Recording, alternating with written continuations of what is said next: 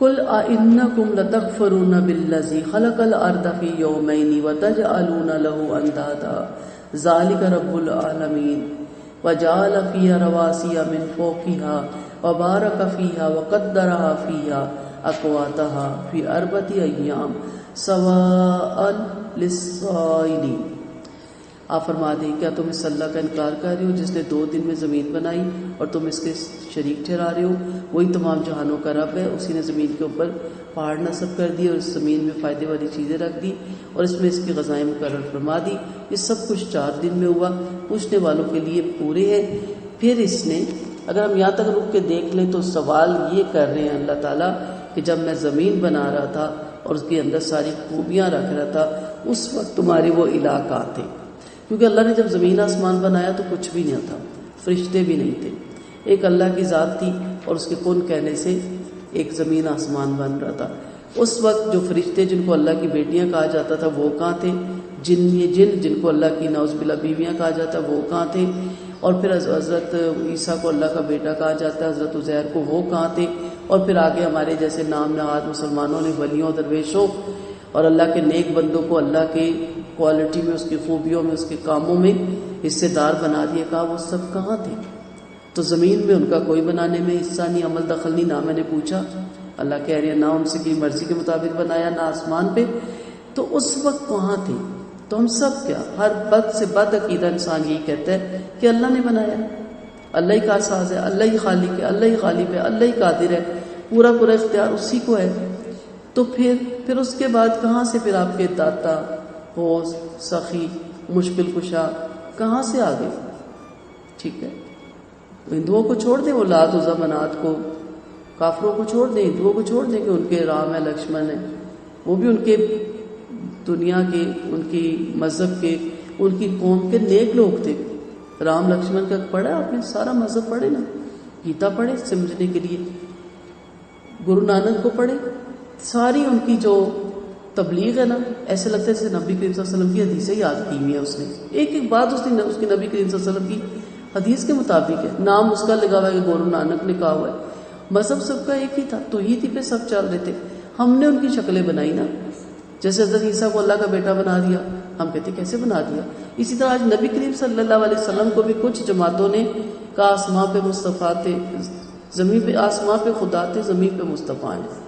کسی نے کہا اللہ کا نور ہے، کسی نے کہا اللہ کی پرچھائی ہے، کسی نے کہا اللہ کا اوتار ہے.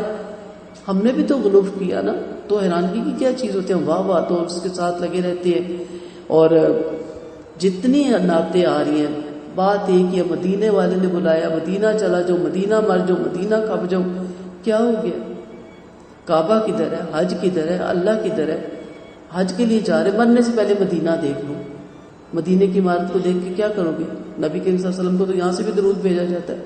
آپ صلی اللہ علیہ وسلم کی زندگی کے مطابق زندگی ڈھالیں تو وہاں انشاءاللہ ان کا قرب حاصل کریں گے. نہ کہ آپ مدینہ کی، ٹھیک ہے اللہ چاہتا بلا حج پہ بلائے، آپ مدینہ جائیں، مسجد نبوی میں نمازیں پڑھیں، اس کا بہت اجر و ثواب ہے.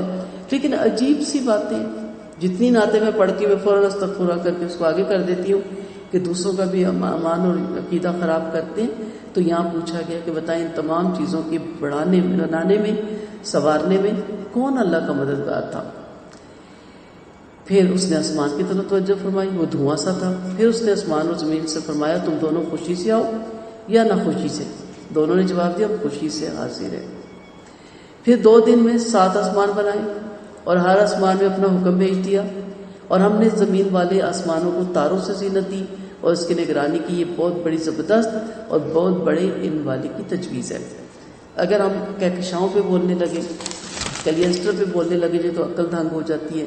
اسی لیے بڑے بڑے جب آپ سائنسدانوں کو پڑھتے ہیں تو زیادہ تر نے تو یا اسلام قبول کیا جن سے ہم امپریس ہیں، یا جنگلوں میں جا کے کٹیاں لگا کے بیٹھ گئے، انہوں نے کہا ہم فیل ہیں. اور زیادہ تر کی آپ آخری جب کوٹیشن پڑھیں، آخری کال تو کیا ہے کہ اس نظام کو چلانے والی کوئی مافوق الفطرت ہستی ہے. یہ کسی انسان یا کسی عام بستی کے بس کا کام ہی نہیں.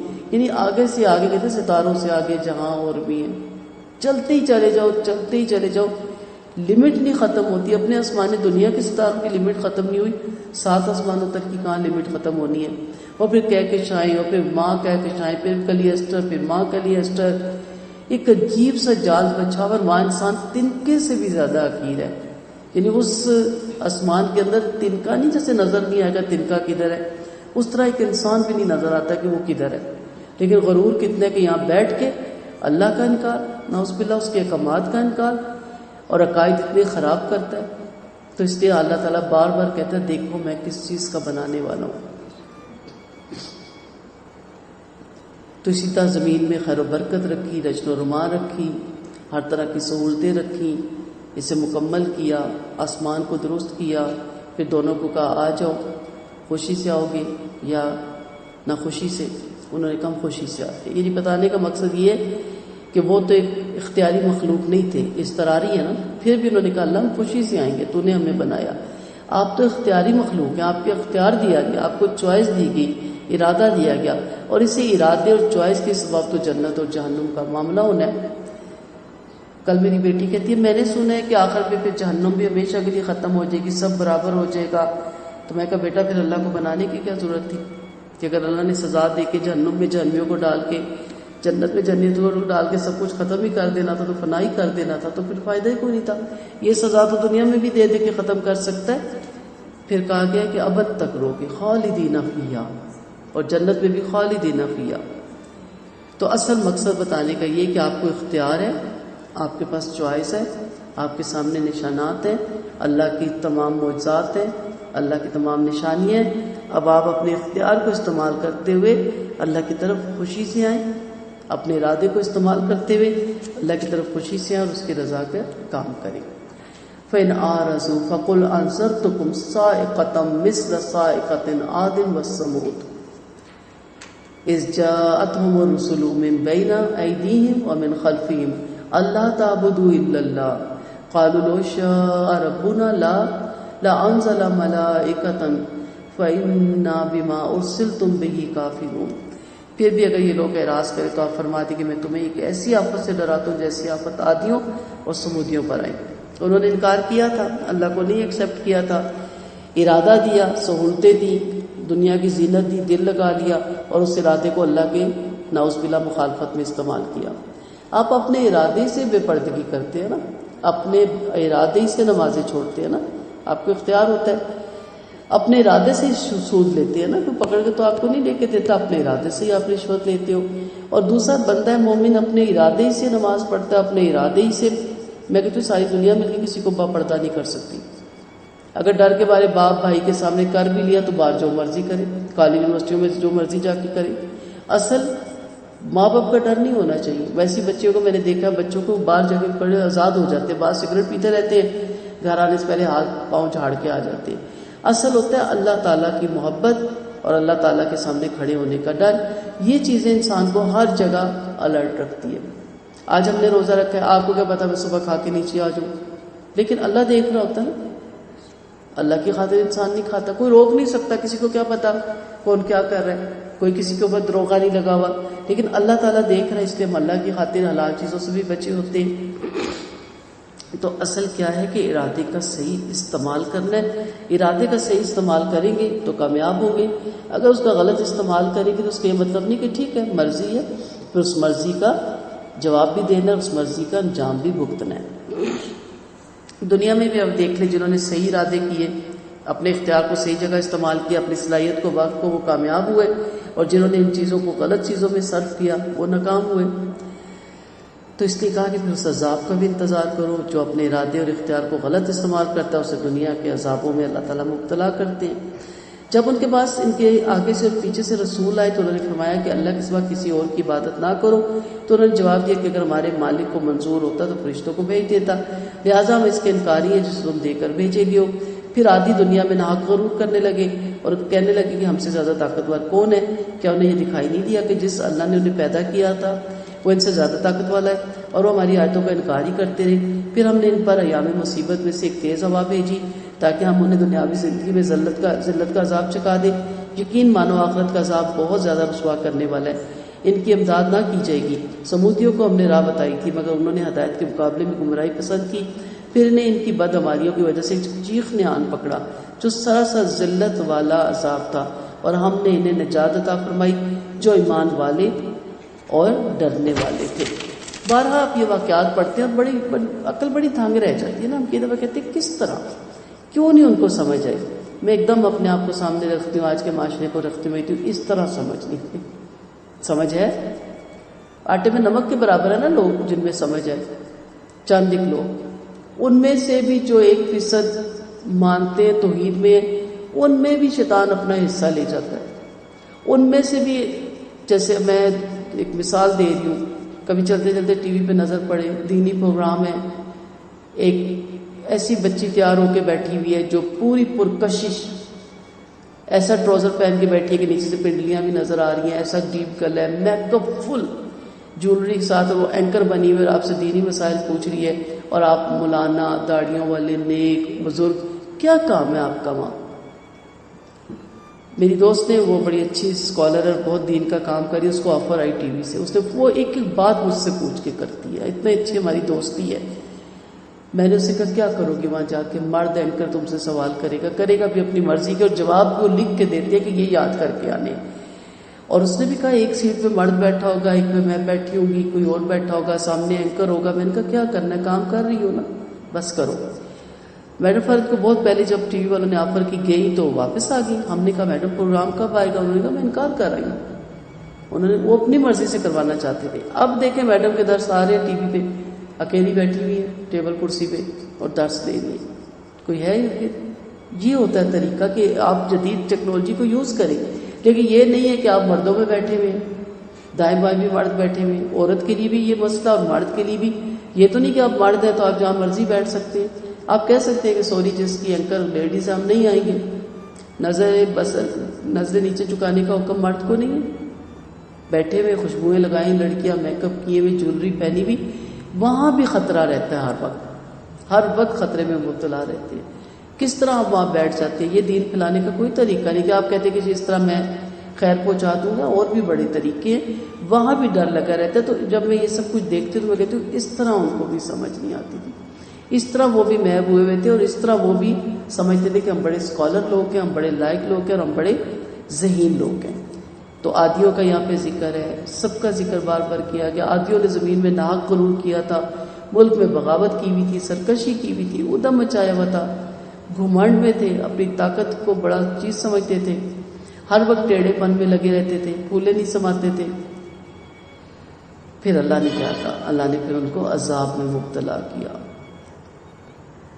تند و تیز ٹھنڈی آواز والی ہوا آئی, سرد ہوا آئی. یہ سخت تیز ہوا کے لیے آتا سرسرا. ان کی طاقتوں کا گھمنڈ ٹوٹ گیا. ہوا کے آگے ٹک نہ سکے, اور پھڑی کتنی بڑی بڑی ہم مارتے ہیں.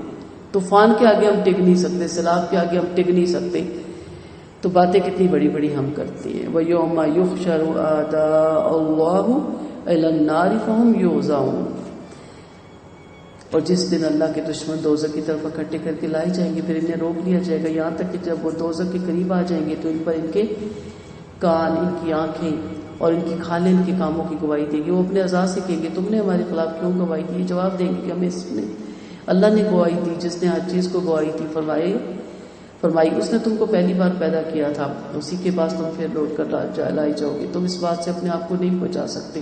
تمہاری کان, تمہاری آنکھیں, تمہاری کھالیں تمہارے خلاف گواہی دیں گی, لیکن تم نے گمان کر رکھا تھا کہ اللہ کو تمہاری بہت سی باتوں کی خبر بھی نہیں, اور تمہاری اسی گمان نے جو تم نے اپنے مالک کے ساتھ کر رکھا تھا تمہیں برباد کر دیا. پھر تم خسارے میں پڑ گئے. پھر اگر یہ لوگ صبر کریں تو پھر بھی دوزخ ہی ان کا ٹھکانہ ہے, اور اگر عذر کرنا چاہیں تو ان کا عذر قبول نہ ہوگا.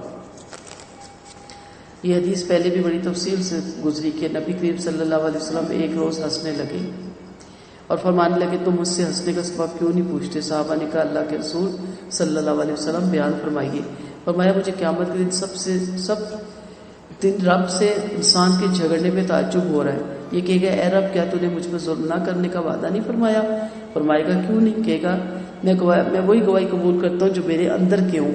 اللہ فرمائے گا کہ کیا میری گواہی اور بزرگ لکھنے والے فرشتوں کی گواہی کافی نہیں. انسان بار بار یہ کہتا رہے گا گواہ میرے اندر کیوں, میں بیرونی گواہیوں کو نہیں مانتا. آخر کار اس کے منہ میں مہر لگا دی جائے گی, اور ہر حضور اپنے مخصوص عملوں کی گواہی دے گا. وہ کہے گا تم غارت ہو جاؤ, میں تمہاری طرف سے جھگڑ رہا تھا اور تم میرے خلاف بول پڑے. تو یہ پہلے بھی اس بارے میں آپ صلی اللہ علیہ وسلم نے بتایا. جب گواہی والے لوگ اپنے اپنے اعضاء کو سخت سست کہیں گے تو یہ جواب دیں گے کہ جو افعال تم کیا کرتے تھے انہیں ہم سے نہیں چھپایا کرتے تھے، بلکہ کھلم کھلا اللہ کے سامنے گناہ کیا کرتے تھے، تمہیں اللہ کی پرواہ نہ ہوتی تھی، کیونکہ تمہارا عقیدہ تھا کہ اللہ تمہارے تمام کام نہیں جانتا۔ اس بدگمانی نے تم کو برباد کیا، اور میدان محشر میں آج تم نے اپنے آپ کو بھی اپنے گھر والوں کو بھی نقصان پہنچایا۔ عبداللہ رضی اللہ عنہ کہتے ہیں میں کعبہ کے پردوں میں چھپا ہوا تھا، ایک قریشی اور دو سقفی یا ایک سقفی اور دو قریشی جن کی توندیں نکلی ہوئی تھی مگر بالکل بیوقوف سے تھے، آہستہ آہستہ کچھ باتیں کر رہے تھے جن کو میں نہ سن سکا۔ ایک بولا کیا تمہارے خیال میں اللہ ہماری ان باتوں کو سن رہا ہے؟ دوسرا بولا بلند آواز کی باتیں تو سن لیتا ہے لیکن آہستہ باتیں نہیں سن سکتا۔ تیسرا بولا اگر بعض باتیں سن لیتا ہے تو ساری سن لیتا ہے۔ یہ واقعہ میں نے نبی کریم صلی اللہ علیہ وسلم سے جا کے ذکر کیا تو یہ آیتیں ہوتی کہ اللہ تعالیٰ ہر بات کو سنتا ہے، ہر چیز کو جانتا ہے اور ہر چیز اس کے قدرت میں ہے۔ وَقَيَّضْنَا لَهُمْ قُرَنَاءَ فَزَيَّنُوا لَهُم مَّا بَيْنَ أَيْدِيهِمْ وَمَا خَلْفَهُمْ وَحَقَّ عَلَيْهِمُ الْقَوْلُ فِي أُمَمٍ قَدْ خَلَتْ مِن قَبْلِهِم مِّنَ الْجِنِّ وَالْإِنسِ إِنَّهُمْ كَانُوا خَاسِرِينَ۔ ہم نے ان کے کچھ ساتھ رہنے والے مقرر کر دیے، پھر انہوں نے ان کے اگلے پچھلے عمل ان کی نگاہوں میں اچھے بنا رکھے، اور ان کے بارے میں بھی ان لوگوں کے ساتھ اللہ کا قول پورا ہو کرا جن سے پہلے جن اور انسان گزر چکے، یقیناً وہ بھی خسارے میں۔ یہ کافر کہتے ہیں کہ تم اس قرآن کو سنو ہی مت اور اس کے درمیان شور مچا دیا کرو تاکہ تم ہی غالب ہو۔ بہرحال ہم ان کافروں کو سخت عذاب کا مزہ چکائیں گے، ضرور ان کے برے کاموں کی سزا دیں گے۔ یہی دوزخ اللہ کے دشمنوں کی سزا ہے، وہاں ان کے لیے ہمیشگی کا گھر ہے، اس وجہ سے کہ ہماری آیتوں کا انکار کیا کرتے تھے۔ اور وہ کافر عرض کریں گے کہ ہماری رب ہمیں وہ دونوں شیطان وہ کافر عرض کریں گے کہ اے ہمارے رب ہمیں وہ دونوں شیطان اور انسان دکھا دے جنہوں نے ہمیں گمراہ کیا تھا، تاکہ ہم انہیں اپنے پیروں تلے رون ڈالیں کہ وہ خوب ہی ذلیل و خوار ہوں۔ پہلی چیز آپ دیکھیں کیا بتایا جا رہا ہے کہ اللہ کی مشیت اور قدرت ہی سے مشرک رائے راست سے بھٹکے اور اس کے تمام افعال حکمتوں پر مبنی ہیں۔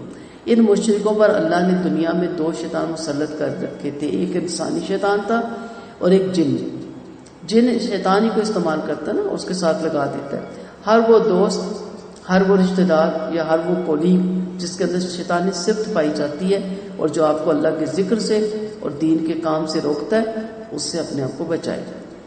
زخرف میں ہم نے پڑھا نا کہ وَمَنْ يَخْشَىٰ عَنْ ذِكْرِ اللَّهِ، جو اللہ کے ذکر سے غافل ہو گیا، جو رحمان کے ذکر سے اندھا ہوا، ہم اس پر ایک شیطان مسلط کر دیتے ہیں جو اس کا ہمیشہ کا ساتھی رہتا ہے، وہ اسے سیدھے راستے سے روکتا رہتا ہے اور یہ خیال کرتا ہے کہ میں سیدھی راہ پہ ہوں۔ فرمایا کہ ان پر عذاب کا کلمہ واجب ہو چکا جیسے پہلی قوموں پر واجب ہو چکا جنہوں نے ان جیسے فعل کیے تھے، خواہ وہ جنوں میں سے ہوں یا انسانوں میں سے ہوں، یہ خسارے والے اور ہلاکت والے ہیں۔ یعنی بارہا بتایا جاتا ہے کہ مجلس، صحبت اور دوستی سلیکٹ کرنے میں احتیاط کریں۔ دیندار بور کرتا ہے، بوریت ہوتی ہے، لیکن اس کے ساتھ چپکے رہیے، لگے رہیے، کیونکہ آپ صلی اللہ علیہ وسلم کا فرمان ہے نا جو جس سے محبت کرے گا اسی کے ساتھ اٹھایا جائے گا۔ ایسی محفلوں کے ساتھ جڑے رہیں کہ ہم ان جیسے نہیں، ان جیسے عمل نہیں کر سکتے، ان کی صحبت ہی ہمیں کسی مقام پہ پہنچا دے۔ اور ہر مجلس میں جب کھاتہ کھولے تو ہر مجلس میں آپ کا میرا نام ہو، ہر دینداری مجلس میں۔ تو یہ ہمارے رشتہ داروں کی صورت میں، بہن بھائیوں کی صورت میں، ہماری کولیگ کی صورت میں ہم درد بن کے آتے ہیں اور ہمیں مشورہ دیتے ہیں کہ بس اتنا کر لو، اتنا نہیں، اتنی بھی نہیں عبادت ضرورت، اتنی کر لو، یہ ہر چیز میں کمی بتاتے ہیں۔ اچھا آپ کمی کرتے کرتے بالکل صفر پہ آ جاتے ہو۔ اور جو اللہ والے ہوتے ہیں، اللہ سے محبت کرتے ہیں، جو آپ کو اور اپنا بھلا چاہتے ہیں اور جنت الفردوس کے اعلیٰ درجوں میں آپ کو اور خود کو پہنچانا چاہتے ہیں، وہ آپ کو مزید بتاتے ہیں، یہ کرو، یہ کرو، اشراق بھی پڑھو، تہجد بھی پڑھو، فارغ بیٹھی ہو کیا جاتا ہے، 2 نفل پڑھ لو، تسبیح کر لو، ذکر کر لو، قرآن پڑھ لو، سیکھ ہی لو۔ چلو عمل نہیں ہوتا، ایک آیت روزانہ سیکھ لو، آدھی آیت پہ لاتے ہیں، ایک آیت پہ لاتے ہیں، ایک الفاظ پہ پیچھے لگے رہتے ہیں، آپ کو ہر وقت کہتے رہتے ہیں۔ اصل وہی بہترین ساتھی ہوتے ہیں، ان کے ساتھ انسان کو جڑے رہنا چاہیے۔ اسی لیے کہا جاتا ہے کہ میری صحبت انسان کو ولی بنا دیتی ہے، ٹھیک ہے؟ تو صحبت انسان کو بہت آگے تک لے کے جاتی ہے۔ پھر دوسری چیز یہاں پہ بتایا گیا کہ مشرک آپس میں ایک دوسرے کو ہدایت کرنے لگے کہ قرآن کی اطاعت نہ کرو، اس کے احکامات پہ عمل نہ کرو، جب قرآن پڑھا جائے تو مت سنو، شور مچاؤ، تالیاں پیٹو، اور آپ کی قرات میں اس شور مچا کے گڑبڑ پیدا کرنے کی کوشش کرتے تھے۔ نکتہ چینی کرو، اسے تسلیم نہ کرو، صاف انکار کر دو اور اس کی مخالفت ہر ممکن طریقے سے کرو۔ کیا یہ سارے کام اس وقت ہم نہیں کر رہے؟ ہمارا بھی یہی کام ہے، ٹی وی ڈرامے اتنے اوپن کرو، اتنے کامن کرو، اتنے زبردست بناؤ کہ سارا دھیان ہمارا ڈراموں میں نہیں، فلمیں لگاؤ. اور سب سے بڑی بات ہے رمضان المبارک کے مہینے میں کوئی بھی ملک کرکٹ رکھتا ہے یا ہاکی رکھتا ہے مسلمان ممالک کو ٹوٹلی انکار کرنا چاہیے نا. نہیں جی، فوراً حصہ لیں گے. آپ کے ہمارے مسلمانوں کا مقدس مہینہ ہے، عبادت کا مہینہ ہے، ہم شریک ہی نہیں ہو رہے. دیکھیں وہ خود نرم پڑیں گے، وہ اس انتظار میں ہوتے کہ تم نرم پڑو تو ہم بھی بس اپنے مذہب کو پھیلا دیں. لیکن اگر آپ اسٹرانگ ہو جائیں کچھ بھی نہیں وہ کر سکتے. ہم کمزور ہیں، مر جائیں گے کرکٹ نہیں کھیلے گا پاکستان تو نہیں مریں گے.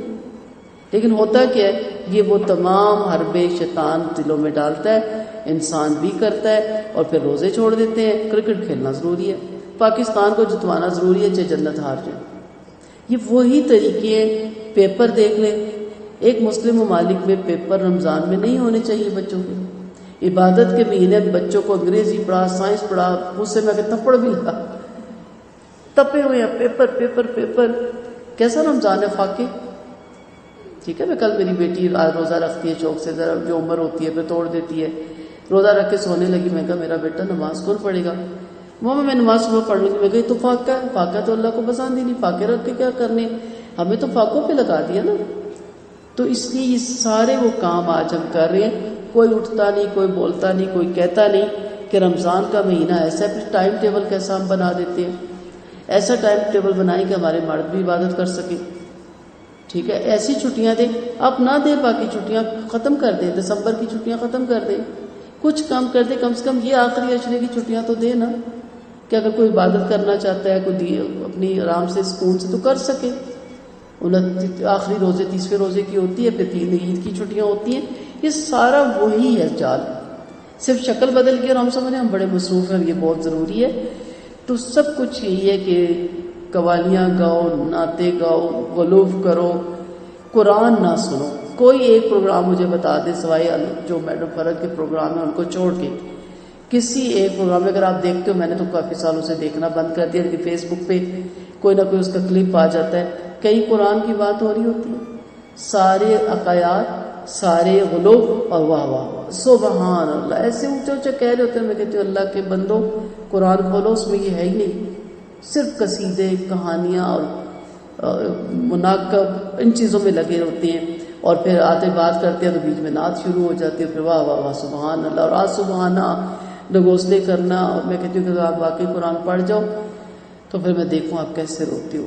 حلق خشک ہو جاتا ہے جب قرآن انسان صحیح پڑھے. تو یہ ساری چیزیں وہی ہے کہ قرآن کو نہ سننے کا طریقہ ہے کہ نہ سنا جائے، ایسے کام کیے جائیں، ایسی شکلیں بدلی جائیں کہ لگے کہ ہم قرآن کے ساتھ ان ٹچ ہے، اور ہم قرآن کے ساتھ ان ٹچ نہیں ہوتے. آپ گھنٹہ بیٹھ کے ٹی وی پہ پروگرام دیکھ رہی ہیں، آپ روزہ پاس کر رہی ہیں، آپ ان کی کیوں سن رہی ہیں؟ آپ اپنی تسبیح اٹھائیں، اپنا قرآن اٹھائیں، اپنے نوافل پڑھیں. نہیں، 1.5 گھنٹہ موبائل ہاتھ میں ہے، اس کا جو سسٹم ہے وہ ہاتھ میں آپ نے سوئچ پکڑا ہوا ہے، اور چینل آپ بدل رہے ہیں، اور روزہ آپ پاس کر رہے ہیں، اور سجی سوری عورتیں آپ دیکھ رہے ہیں، جولری سے سجی ہوئی، کپڑوں سے سجی ہوئی. ایک کی بات سن کے کہتے نہیں یہ اچھا نہیں بولتا، میں فلاں کو سنوں گا.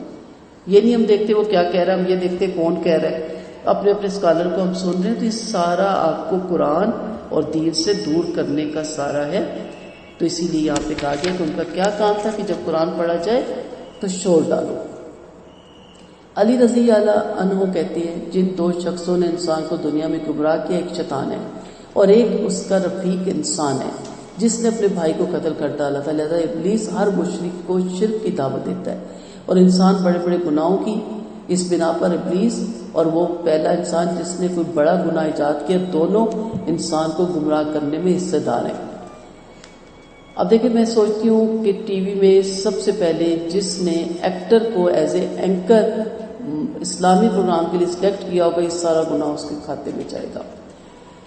اللہ پردہ پوشی ڈالتا ہے، ہمیں بھی حکم ہے پردہ پوشی ڈالنے کا. لیکن کیا ساری سال جو ہم جس طرح زندگی گزارتے ہیں، کیا حق بنتا ہے کہ یہ اٹھ کے پھر تبلیغ کرے اور یہ ہمیں بتائیں؟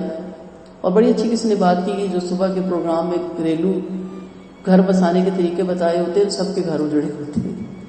ہر دوسری عورت کا گھر طلاق یافتہ کی ذرا آپ ہسٹری پڑھیں تو یہ اب ہمیں طریقے بتائیں گی گھر بسانے کے. تو بہرحال انسان جس نے کوئی بڑا گناہ ایجاد کیا دونوں انسان کو گمراہ کرنے میں حصے دار ہے۔ نبی کریم صلی اللہ علیہ وسلم فرماتے ہیں جو شخص مظلوم کو قتل کیا جائے گا اس کا گناہ آدم کے بیٹے قبیل پر بھی ضرور ہوگا۔ فرمایا ہم انہیں اور اپنے پیروں تلے روٹ ڈالیں گے۔ اس کا مطلب یہ ہے کہ دونوں گمراہ کرنے والے عذاب میں ہم سے نیچے رہیں۔ اب دل چاہتا ہے کہ میرا وہ دوست جس نے مجھے بھٹکایا، یعنی وہاں انسان کا دل چاہے گا میں اس کو ماروں، لیکن اس وقت کوئی فائدہ نہیں ہوگا۔ تو کہہ رہے تاکہ ہم انہیں اپنے پیروں کے نیچے رون ڈالیں۔ اس کا مطلب یہ ہے کہ یہ دونوں گمراہ کرنے والے عذاب میں ہم سے نیچے رہے تاکہ ہمارے قلب کو بھی ایک تسکین ہو، حاصل ہو، ہمیں بھی ساتھ لے ڈوبے اور خود بھی ڈوبے۔ اسی وجہ سے انہوں نے کہا اللہ کرے یہ دونوں موذی آ کے سب سے نچلے والے طبقے میں چلے، لیکن وہ نہیں چلیں گے، جو ساتھ ورغلایا گیا وہ بھی چلے گا۔ اس لیے آنکھیں کھلی رکھیں، اپنے آپ کو الرٹ رکھیں، اور جب آپ کو سمجھ آ جائے نا تلبیس سے ابلیس کتاب پڑھا کریں، امام جوزی کی بڑی بہترین کتاب ہے، تو آپ کو پھر نظر آتا ہے کبھی وہ ماں کی صورت میں کیا کہیں گی، ماں محبت کرتی ہے نا، بیٹا اتنا نہ کیا کرو کام، مجھے بڑی فکر ہوتی ہے، تم ہر وقت نماز میں رہتی ہو، ہر وقت قرآن پڑھتی رہتی ہو، ریسٹ کیا کرو، اتنا بھی نہیں بس تھوڑا کیا کرو۔ یہی جب دنیاوی معاملہ تھا، پڑھو پڑھو پڑھو پڑھو، اتنا پڑھو کہ تم جیسے کوئی پڑھے ہی نہ، ٹھیک ہے، پڑھ نہیں رہے، اور پڑھ رہے ہیں نا بچے، شکر ہے پڑھ رہے ہیں، جلدی اٹھ کے، اتنی جلدی کیسے اٹھ کے، پیپر ہے، وہ کہہ رہے ہیں تیاری ہوگی، نہیں پھر پڑھو، کھولو، تم بہانہ ڈال دو، بس ہمیں خوشی ہوتی ہے وہ کتابیں کھول کے بیٹھے ہیں، تیاری کر رہے ہیں چاہے وہ پڑھے ہی نہ۔ یہی ہماری سوچ ہے نا، صبح صبح اٹھا دیا، اٹھو اٹھو اٹھو، میں نے خود یہی کیا، جب یہ 2 پیچھے پیپر تھے میں نے جلدی اٹھایا صبح، اور میں نے بٹھا کے دوبارہ ریویژن کروائی، کیونکہ اس نے جا کے اس کو تازہ تازہ یاد رہے۔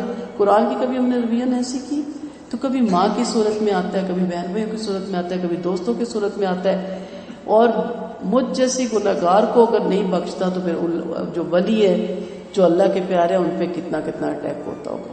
چپکے ہی دیتا رہتا ہے شیطان، ٹھونگے ہی مارتا رہتا ہے، کوئی نہ کوئی پرابلم کریٹ کیے رکھتا ہے، اور اس میں سے پھر اپنے آپ کو گھسیٹنا کہ ماحول بھی خراب نہ ہو، گھر بھی خراب نہ ہو، نیگلیکٹ بھی کوئی نہ ہو، فیل بھی کوئی نہ کرے، اور میں اللہ کے ساتھ بھی جوڑی رہوں۔ اگر مجھ جیسے گناہگار بندے کے لیے اتنا مشکل ہے تو بتائیں پھر اللہ کے ولیوں کے لیے کتنی مشکل آتی ہوگی۔ تو یہ اسی طرح شکلیں بدل بدل کے آتا ہے، اور ایک انسان کا اپنا نفس بھی ہے جو اس کو گناہ پہ آمادہ کرتا ہے، اور کل پھر وہی اس کا سارا جسم اس کے خلاف گواہی دے گا۔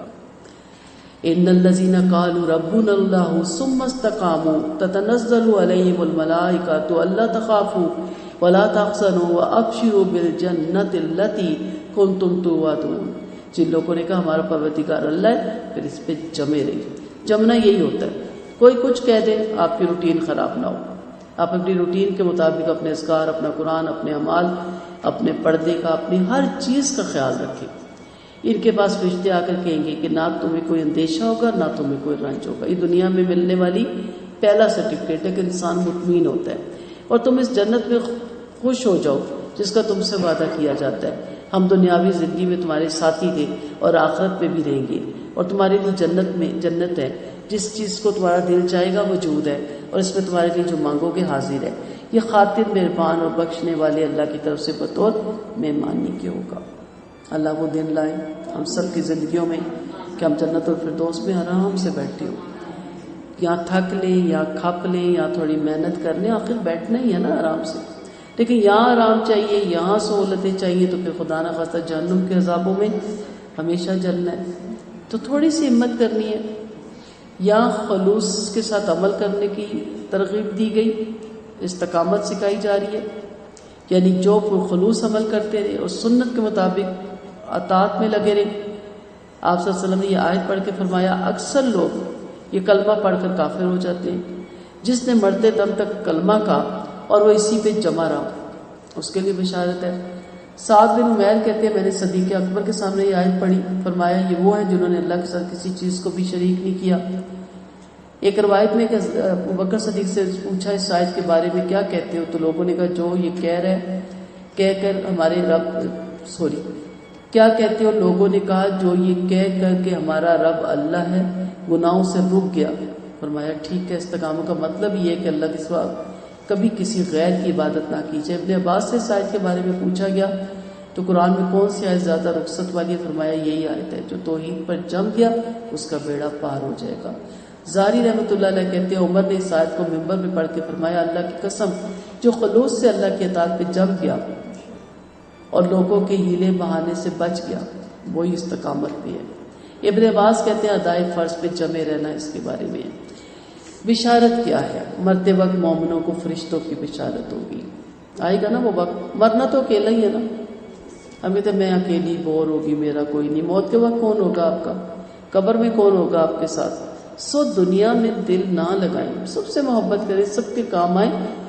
کوئی فرق نہیں پڑتا، اکیلے بھی بندہ جی لیتا ہے اور اچھا جی لیتا ہے. اکیلا اگر ہو تو زیادہ بہتر دین کے راستے میں چل سکتا ہے. اسی لیے حضرت عمر کا قول ہے نا کہ گمنامی میں عافیت ہے. خلوت میں آپ زیادہ بہتر کام کر سکتے ہیں نہ کہ جلوت میں.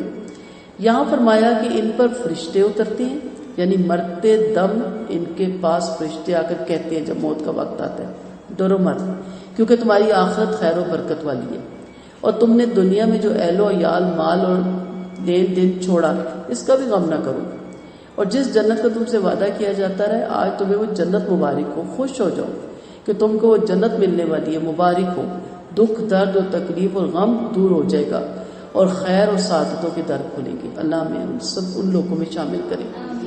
نبی کریم صلی اللہ علیہ وسلم نے فرمایا فرشتے مومن کی روح سے کہتے اے پاکیزہ جسم کی پاکیزہ روح، جس جسم آبادتا رحمت کے ساتھ نکل اور اس رب کی طرف چل جو آج تجھ سے ناراض نہیں. یہ قبروں سے اٹھتے وقت فرشتے بھی یہ بشارتیں دیں گے. اب بتائیے یہ زندگی پیاری ہے یا یہ جو ہم گزارے ہیں وہ پیاری؟ یہ زندگی پیاری ہوگی نا. میں نے کہا نا کہ اکیلے موت کا مزہ چکھنا ہے نا، اکیلے مقابلہ کرنا ہے. کوئی بہن بھائی جس کی خاطر آپ قربانی دے رہے ہیں، جس کی خاطر آپ دین سے دور ہو رہے ہیں. ایک بندہ کہتا ہے میں اس سے ناراض ہوں نا، تم بھی نہیں بولو گی. ہم کہتے ہیں ہاں بالکل نہیں بولوں گے. کیوں نہیں بولیں گے؟ ہم بولیں گے. یہاں تک کہتے ہیں کہ والدین بڑے ہو جاتے ہیں، سٹیا جاتے ہیں، ان کی ناراضگیاں چلتی ہیں، آپ ان کو بغیر بتائے تاکہ ان کی دل شکری نہ ہو اپنے اس رشتہ داروں سے صلہ رحمی رکھیں. آپ سے پکڑ ہوگی، آپ نے ماں باپ کے کہنے پہ آ کے صلہ رحمی کیسے توڑ دی؟ اب اس نے کہا فلاں کے نہیں جانا، آپ سارے نہیں جاتے. اب جو ماں نہیں جا رہی اب بیٹھے ہیں، آپ تھوڑا بہت واجبی سے ان کے ساتھ تعلق رکھیں اور انہیں کہہ بھی دیں کہ میری والدہ والدین اپسٹ ہیں آپ سے، انہیں نہ بتائیں. ہم نے انہیں بھی راضی رکھنا ہے، کیونکہ ہمارے یہاں کہتے ہیں نہیں ماں باپ نہیں جا رہے تو آپ بھی نہیں ادھر جا سکتے. صلہ رحمی رکھیں، اپنے سارے کام کریں، کیونکہ موت کے بعد یہ ماں باپ، یہ بہن بھائی، یہ رشتے، یہ ناطے، یہ برادری آپ کو آ کے نہیں بچائے گی. فرشتے مرتے وقت مومنوں سے کہتے ہیں ہم دنیاوی زندگی میں بھی تمہارے دوست ہیں کہ اللہ کے حکم سے ہم تم کو ٹھیک راہ سجاتے رہے، تمہیں اچھے عملوں کا شوق دلاتے رہے اور برائیوں سے حفاظت کرتے رہے. اسی طرح ہم آخرت میں تمہارے دوست ہوں گے، قبروں کی وحشت میں تمہارے دوست ہوں گے، سور پھونکے جانے کے وقت تمہارے دوست ہوں گے، قبروں سے اٹھتے وقت میدان محشر میں تمہیں تسلی دینے والے ہوں گے، تمہاری گھبراہٹ دور کرنے والے ہوں گے، صراط مستقیم سے تم کو عبور کرا کے نعمتوں والی جنت میں لے جانے والے ہوں گے. تمہارے لیے جنت میں جس چیز کو تمہارا جی چاہے گا وہ حاضر ہو جائے گی. جس وقت جس نعمت کی تم خواہش کرو گے اس وقت وہ موجود پاؤ گے. یہ عطا اور انعام اور یہ ضیافت اور مہمانی اس رب کی طرف سے جو بڑا مہربان ہے. نبی کریم صلی اللہ علیہ وسلم نے فرمایا جو اللہ سے ملنا پسند کرتا ہے اللہ بھی اس سے ملنا پسند کرتا ہے. اب رب سے ملنا ہے تو پھر رب کے پسند کے لباس بھی پہنو، اخلاق بھی اپناؤ. اور جو اس کی ملاقات کو برا جاننے لگتا ہے اللہ بھی اس کی ملاقات کو برا جاننے لگتا ہے. ہم نے کہا اللہ کے رسول موت کو تو ہر شخص برا جانتا ہے. فرمایا موت کی کراہت مراد نہیں بلکہ یہ کہ جب بندہ مومن کا دم واپس لیا جاتا ہے، موت کا وقت ہوتا ہے تو اس کے پاس جنت کی خوشخبری آتی ہے. اس وقت اس سے اللہ کی ملاقات ہر چیز سے زیادہ پیاری معلوم ہوتی ہے اور اللہ بھی اس کی ملاقات کو چاہتا ہے. اور فاجر یا کافر کو مرتے وقت دوزخ دکھائی جاتی ہے تو اللہ کی ملاقات کو اچھا نہیں سمجھتا، پھر اللہ بھی اس کی ملاقات کو اچھا نہیں سمجھتا. اور پھر فرمایا ان کی آؤ بھگت مہربان غفور الرب کی طرف سے بطور مہمانی کی ہوگی.